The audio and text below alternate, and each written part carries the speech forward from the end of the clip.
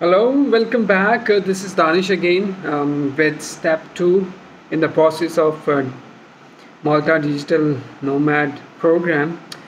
Previous step 1 में हमने eligibility discuss की थी for Malta Digital Nomad program. क्या क्या eligibility है, क्या क्या requirements हैं जो meet आपने करनी है, और इस स्टेप में हम डिस्कस करेंगे कौन से फॉर्म्स हैं जो फिल आउट करने हैं और कैसे फिल आउट करने हैं. Before going to the second step in the process, form discuss करने से पहले मैं कुछ डिस्कस करना चाहूँगा क्वेश्चंस जो कि लोगों ने किए in regards to the step 1.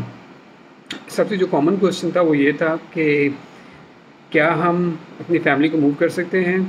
तो भाई सबसे बड़ा जो बेनिफिट है इस प्रोग्राम का वो ये है कि आप अपनी फैमिली के साथ सेम टाइम में मूव कर सकते हैं डिजिटल नोमैड वीज़ा और माल्टा प्रोसेस करने के बाद. ठीक है, उसके लिए कोई सेपरेट रिक्वायरमेंट्स नहीं है, उसके लिए कोई सेपरेट आपको इनकम शो नहीं करनी, कोई सेपरेट चीज़ें नहीं करनी. अगर आप इनिशियल जो रिक्वायरमेंट्स हैं उसको मीट कर रहे हैं तो आप अपनी फैमिली को अपने साथ ही ला सकते हैं. सेम टाइम में आपका और आपकी फैमिली का प्रोसेस हो जाएगा और आप वहाँ से डायरेक्टली फ्रॉम पाकिस्तान ये मूव कर सकते हैं माल्टा ऑन दिस प्रोग्राम. ठीक है. सेकंड कॉमन क्वेश्चन जो था वो ये था, जो पाकिस्तान से व्यूअर्स हैं उन्होंने किया था कि पाकिस्तान में तो एम्बेसी नहीं है माल्टा की, तो कैसे वीज़ा मिलेगा. वैलिड क्वेश्चन है, लेकिन उसका बहुत आसान तरीका है. आसान तो नहीं, थोड़ा सा एक्सपेंस तो आएगा, क्योंकि सारी जो कम्युनिकेशन है वो ईमेल पे होती है. उनकी जो एजेंसी है आइडेंटिटी माल्टा, वो कम्युनिकेट करती है आपके साथ और आपको जो अप्रूवल है वो हो जाता है. आफ्टर अप्रूवल आपको एंट्री वीज़ा चाहिए. तो एंट्री वीज़ा के लिए बेसिकली आपको आइदर दुबई जाना पड़ेगा, कतर जाना पड़ेगा, बहरीन, या किसी भी ऐसी कंट्री जहाँ पे आप कह लें कि इनकी एम्बेसी हो, माल्टा की एम्बेसी हो, और VFS ग्लोबल का ऑफिस होना चाहिए. ठीक है, क्योंकि आपको VFS ग्लोबल की अपॉइंटमेंट मिलेगी और आपने वहाँ जाना है, वहाँ पे आपका इंटरव्यू होगा और जो भी प्रोसेस है वो सारा आप कंप्लीट करेंगे तो आपके पासपोर्ट पे जो है वो एंट्री वीज़ा स्टैम्प हो जाएगा. ठीक है, इतना कोई डिफ़िकल्ट नहीं है. अगर आप करना चाहते हैं, अगर आप मूव आउट करना चाहते हैं, इस प्रोग्राम को यूटिलाइज़ करना चाहते हैं डिजिटल नोमैड वीज़ा प्रोसेस को, तो ये कोई डिफ़िकल्ट नहीं है, कोई एक्सक्यूज़ नहीं है कि भाई मैं विज़िट नहीं कर सकता. अगर आप इतना अर्न कर रहे हैं तो डेफिनेटली आप विज़िट वीज़ा पे किसी और कंट्री जा सकते हैं और अपना ये स्टेप कंप्लीट कर सकते हैं. ठीक है, थोड़ा सा एक्सपेंस ज़्यादा हो जाएगा क्योंकि आपको वहाँ स्टे करना पड़ेगा और बाकी चीज़ें भी हैं इन्वॉल्व इसमें. तो ये है. चलें जी, मूव करते हैं स्टेप 2 की तरफ. उसमें कौन कौन से फॉर्म्स हैं जो कि फ़िल आउट करने होते हैं. तो सबसे पहले हम देख लेते हैं फॉर्म्स. इनिशली जो फॉर्म्स हैं वो तो उन्होंने काफ़ी ज़्यादा मेंशन किए होते हैं, उन्होंने इनकी वेबसाइट पे भी अवेलेबल हैं. लिस्ट जो है वो 7-8 फॉर्म्स की लिस्ट अवेलेबल है, लेकिन वो सारे रिक्वायर्ड नहीं है बेसिकली. ठीक है, उसमें से जो रिक्वायर्ड हैं वो हैं N4 फॉर्म है, एक N1B फॉर्म है और एक है N1A. इन केस अगर आप अकेले अप्लाई कर रहे हैं डिजिटल नोमैड वीज़ा के लिए तो ये 3 फॉर्म्स हैं जो आपने फ़िल आउट करने हैं. ठीक है, और इनको फिल आउट करने के बाद साइन करना है और सेंड करना है. सबसे पहले हम N4 फॉर्म को देख लेते हैं. N4 फॉर्म बेसिकली है क्या. N4 फॉर्म में basically details of main applicant required है. ठीक है, ये वो फॉर्म है इन केस अगर आपके फैमिली मेम्बर्स भी आप इंक्लूड करना चाह रहे हो. तो फॉर एग्ज़ाम्पल अगर आप हो एक बंदा तो एक फॉर्म फिल होगा मेन एप्लीकेंट का.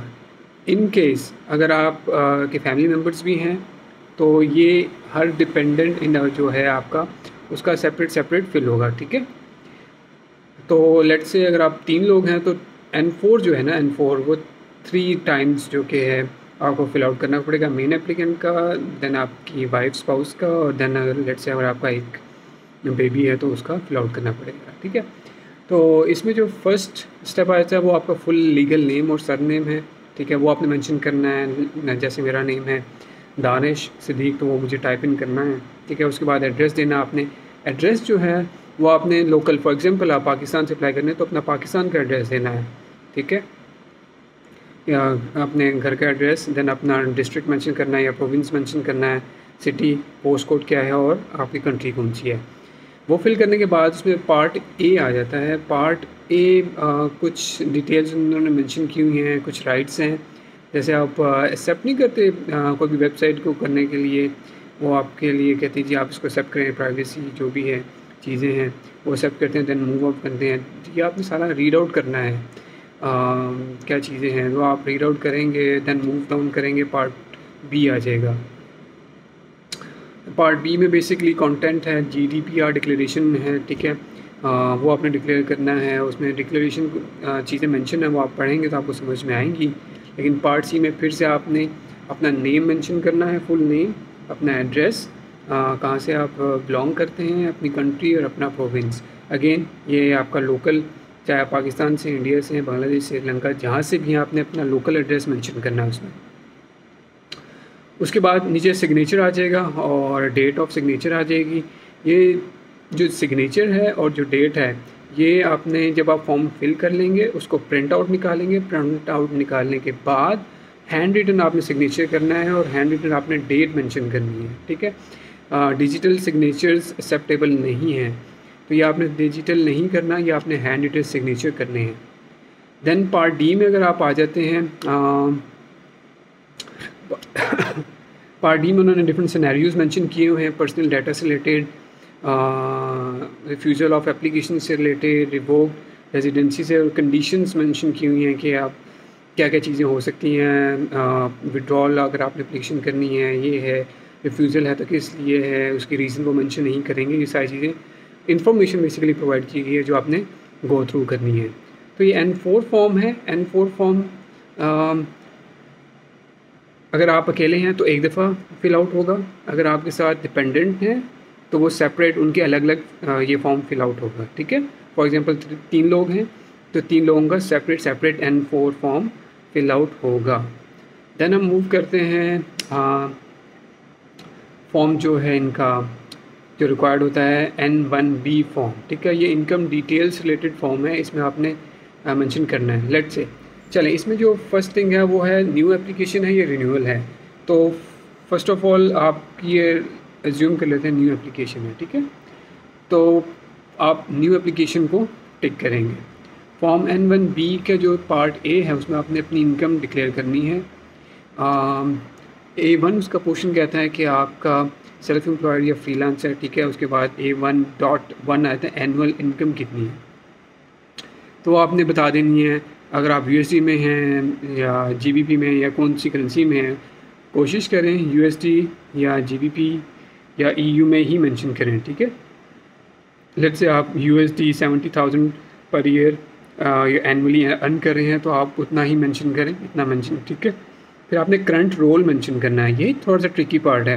करंट रोल में डिपेंड करता है कि आप एम्प्लॉयर के साथ एज फुल टाइम जॉब कर रहे हैं, जहाँ पे आप फुल टाइम एम्प्लॉय हैं और उन्होंने आपको लेवरेज दी है कि आप वर्क फ्रॉम होम काम कर सकते हैं without need to visit office, ठीक है। वर्क फ्रॉम होम कर सकते हैं, तो इन दैट केस आपको जो टाइटल है रोल का वो आपने मेंशन करना है।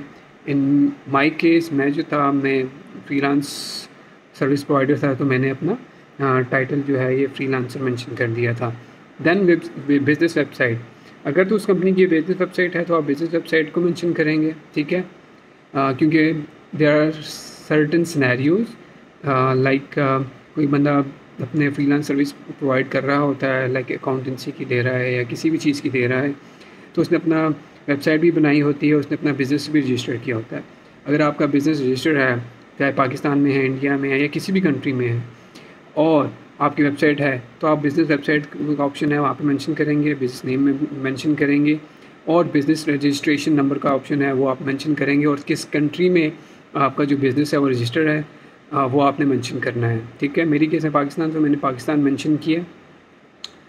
अगर आपका बिज़नेस रजिस्टर्ड नहीं है और आप रजिस्ट्रेशन नंबर नहीं दे सकते तो एडवाइजेबल है उसको मेंशन ना करें, ठीक है। फिर आपने डेट ऑफ इनकॉर्पोरेशन भी देनी होती है, ठीक है, वो आप मेंशन कर देंगे। फिर आपने ऑफिस का एड्रेस देना है, वो आप दे देंगे। ये सारी चीज़ें आपने प्रोवाइड करनी है, कौन सी सिटी में और कौन सी कंट्री में, सारी चीज़ें आपने देनी है। उसके बाद मेलिंग एड्रेस है, अगर आप देना चाहें रजिस्टर्ड एड्रेस वो आप फिल आउट कर लेंगे, ठीक है। फिर नेचर ऑफ बिज़नेस क्या है वो आपने उसमें मेंशन करना है, लाइक अकाउंटेंसी की सर्विस दे रहे हैं तो आप अकाउंटेंसी कर देंगे, बिज़नेस कंसल्टेंसी है वो आप मेंशन कर देंगे, सॉफ्टवेयर डेवलपमेंट है तो आप आईटी कर सकते हैं, सॉफ्टवेयर डेवलपमेंट कर सकते हैं, इस तरह की जो भी आपकी डोमेन है, बिजनेस नेचर ऑफ बिज़नेस है तो वो आप मेंशन कर देंगे। फिर नीचे आप बिज़नेस टेलीफोन नंबर है अगर आपके पास है तो आप मेंशन कर देंगे, बिज़नेस ईमेल एड्रेस है तो वो आप मेंशन कर देंगे। अच्छा, उसके बाद A1.14 है, that is basically a declaration by the applicant. उसमें उन्होंने कुछ इन्फॉर्मेशन बेसिकली वेरीफाई करने के लिए आपसे मेंशन की हैं। All information provided in the application is truthful, सारी चीज़ें जो आपने मेंशन की हैं वो ट्रूथफुल हैं, इस तरह की डिक्लेयर करें। जो आपने अपनी एम्प्लॉयमेंट मेंशन की है, जो इनकम मेंशन की है वो करेक्ट है, ठीक है।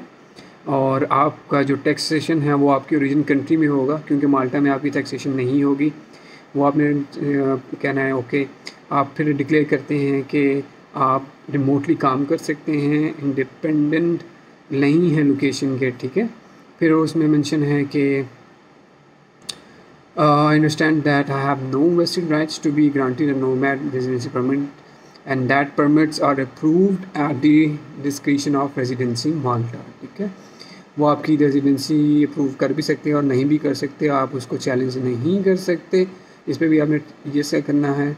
और फिर आपने एक और टिक करना है, तो ये सारे आपको टिक करने पड़ेंगे। Then again at the end signature का ऑप्शन है और डेट ऑफ सिग्नेचर आ रही है, ठीक है।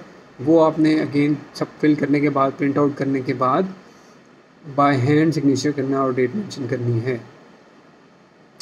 इसका A2 फॉर्म है, इन केस अगर आप एम्प्लॉयड हैं, फुल टाइम एम्प्लॉयड हैं किसी कंपनी के साथ, तो वो सारी चीज़ें आपने यहाँ पे फिल आउट करनी है, वो आप पढ़ लीजिएगा, ना ही समझ में आती तो आप पूछ सकते हैं, ठीक है। उसके बाद फॉर्म N1B का पार्ट B है, डिक्लेरेशन ऑफ एप्लीकेंट है। ये डिक्लेरेशन जो है आपको सारी पढ़नी पड़ेगी, क्योंकि इसमें आपकी इनकम से रिलेटेड हैं, आपकी क्रिमिनल रिकॉर्ड से रिलेटेड चीज़ें हैं, आपकी इलीगल एक्टिविटी, लीगल एक्टिविटी से रिलेटेड कुछ चीज़ें हैं, उस आपको आप पढ़नी पड़ेंगी और अकॉर्डिंगली आपने उसको चेकआउट करना है। आप किसी चीज़ को छुपाइएगा मत, अगर आप किसी चीज़ को छुपाएंगे तो ये आप अपने साथ नाइंसाफ़ी कर रहे हैं भाई, क्योंकि ये आप सीधा सीधा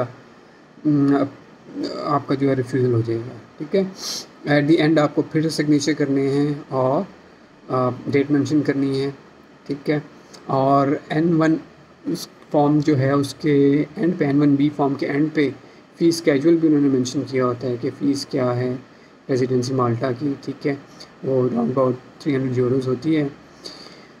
तो ये N1B फॉर्म था। और एक और फॉर्म है जो कि आपने फिल आउट करना है, that is basically form N1A, जो कि डिटेल्स हैं मेन एप्लीकेंट की सारी, ठीक है। उसमें न्यू एप्लीकेशन का चेक मार्क आपने करना है। देन अपना टाइटल जो भी है वो आपने मेंशन करना है, लीगल नेम जो भी अपना, वो सारी इन्फॉर्मेशन जो है आपकी आएंगी। आपका एड्रेस आ जाएगा, डेट ऑफ बर्थ आ जाएगी, जेंडर, मैरिटल स्टेटस, ये सारी चीज़ें, पासपोर्ट का है, पासपोर्ट 1, पासपोर्ट 2, तो ये अकॉर्डिंगली जो जिस तरह की आपकी सिचुएशन है आपने उस लिहाज से उसको फिल आउट करना है। अगेन अगर कोई भी इशू आता है फॉर्म फिलिंग से रिलेटेड आप मुझसे कांटेक्ट कर सकते हैं, ठीक है। इसमें सारी चीज़ें आपने करनी हैं मेंशन, इतना लंबा फॉर्म नहीं है लेकिन उन्होंने डिटेल्स मांगी हुई हैं। फिर इसमें आपसे डिटेल्स, आपके पेरेंट्स की डिटेल भी मांगेंगे, parent details of parent 1, detail of parent 2, तो उसमें अपने अपने फादर और मदर दोनों की डिटेल्स देनी है, उनकी नेशनैलिटी, उनकी डेट ऑफ बर्थ भी चाहिए होगी, ठीक है। तो ये सारी चीज़ चाहिए। इट डज़ंट मैटर कि वो ज़िंदा हैं या उनकी डेथ हो चुकी है, इन बहुत सिनेरियोज आपने डिटेल प्रोवाइड करनी है। फिर A2 फॉर्म है, फैमिली मेम्बर्स का फॉर्म है, ठीक है। वो अगर आपके साथ हैं तो आपने फ़िल आउट करना है, अगर आपके साथ नहीं है तो आपने फ़िल आउट नहीं करना। फिर आपने एकेडमिक क्वालिफ़िकेशन है वो मेंशन करनी है। फिर अगेन से आपसे एनुअल इनकम के बारे में पूछेंगे तो वो अगेन आपने मेंशन करना है। ख्याल कीजिएगा जो आप फॉर्म N1B में करेंगे वही फॉर्म N1A में भी मेंशन करना है सेपरेट, या कोई उसमें डिफरेंस नहीं आना चाहिए, ये ना हो कि वहाँ कुछ और मेंशन किया और यहाँ कुछ और मेंशन किया है। तो इस फॉर्म को साइन करने की ज़रूरत नहीं होती, ठीक है। वो सिर्फ N4 फॉर्म है और N1B फॉर्म है जो आपको साइन आउट करना होता है। इन तीनों फॉर्म्स के लिंक्स मैं डिस्क्रिप्शन में दे रहा हूँ ताकि आप इसको डाउनलोड भी कर सकें। अगर डाउनलोड नहीं, अगर आपने गो थ्रू करना था तो आप इनको गो थ्रू भी कर सकें, ठीक है। अगेन फॉर्म फिलिंग से रिलेटेड कोई क्वेश्चन है आप कर सकते हैं विदाउट एनी हेजिटेशन, मैं आपको आंसर करूँगा। हाँ, अगर कोई पर्सनल सिचुएशन आई थी या पर्सनल कंसल्टेंसी जिसमें आ सकती है तो वो जो है वो सेपरेटली डिस्कस होगी और उसके डेफिनेटली उसके सेपरेटली चार्ज भी करूँगा। अच्छा, इसमें एक चीज़ और भी है, वो है लेटर ऑफ इंटेंट जो कि आपने अटैच करना होता है। अच्छा, लेटर ऑफ इंटेंट जो है उसमें काफ़ी लोग गलती कर रहे हैं, क्योंकि मुझे एक दो भाइयों ने लेटर ऑफ इंटेंट अपने भेजे और लेटर ऑफ इंटेंट में बेसिकली उन्होंने मेंशन क्या किया, उन्होंने सिर्फ ये मेंशन किया लेटर ऑफ इंटेंट में कॉपी पेस्ट किया गूगल से और पेस्ट कर दी ये चीज़ें। लेटर ऑफ इंटेंट में वो बता रहे हैं कि मैं एज अ टूरिस्ट विज़िट करना चाह रहा हूँ और ये सारी चीज़ें एज अ टूरिस्ट होंगी और मैं वापस अपनी कंट्री आऊँगा। टोटली रॉन्ग, ठीक है। आपका होगा ही नहीं, अप्रूव ही नहीं होगा, इतना गलत letter of intent. Letter of intent में आपने अपना पर्पस मेंशन करना है। अगेन आपको जो पर्पस होना चाहिए that should be aligned with आपके डिजिटल नोमैड रेजिडेंसी जो है वो, उनको अलाइन, उनको जहन में रखते हुए आपने लेटर ऑफ इंटेंट अपना जो है बेसिकली वो राइट डाउन करना है। उससे रिलेटेड भी अगर आपको कोई गाइडलाइंस चाहिए तो वो भी मैं आपको प्रोवाइड कर दूँगा। फिर उसमें आपको अगेन अपनी पासपोर्ट की कॉपीज़, अपनी पिक्चर, ठीक है, ये चीज़ें चाहिए होती हैं। थोड़ी सी लिस्ट डाउन कर देता हूँ दोबारा से। N4 form, N1B form, N1A form, letter of intent and passport की कॉपी, ये सारी चीज़ें रिक्वायर्ड होती हैं जब आपने एप्लीकेशन सबमिट करनी होती है, जब आप ये सारा कुछ फिल आउट कर लेते हैं स्टेप 2 में, ठीक है। तो इन चीज़ों से रिलेटेड अगर आपको कोई भी हेल्प चाहिए आप कांटेक्ट कर सकते हैं, डेफिनेटली आई विल हेल्प।